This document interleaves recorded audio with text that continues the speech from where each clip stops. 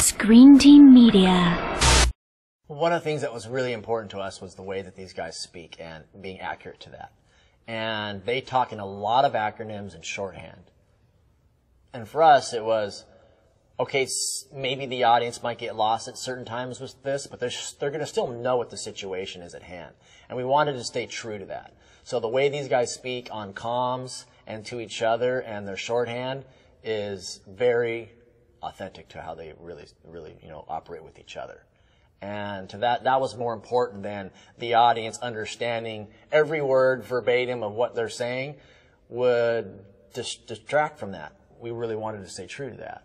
And that was important to us.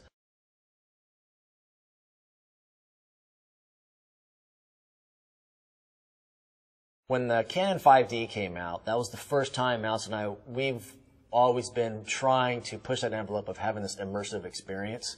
And putting it in a first-person perspective is always the best way to do it. But the resolution has never been there until now. And when we saw that Canon 5D with the resolution it could possibly do, we know we could go in full resolution and put the audience in that first-person perspective to truly experience things. And, first time with technology, we're able to do that. And this was really exciting to us.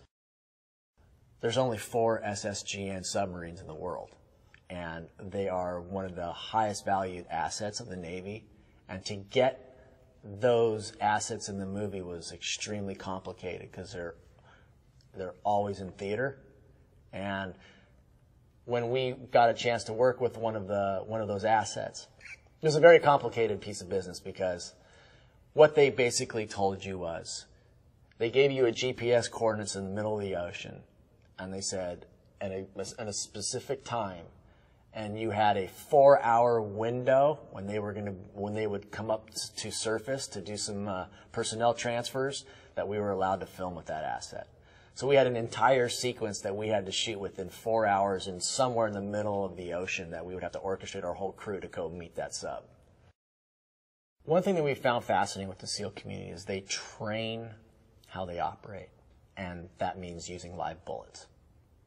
Very rarely do they use blanks. That doesn't really serve a purpose for them, which I've grown to understand. Didn't really embrace it in the beginning. And I feel that by training the way you're going to operate, it lends to comfortability when you're in that environment. So for us, we wanted to authentically show that. And when we got a chance to witness live fire with real tracer rounds, it's better than the 4th of July, man. It really is. And it was just like, we gotta capture that.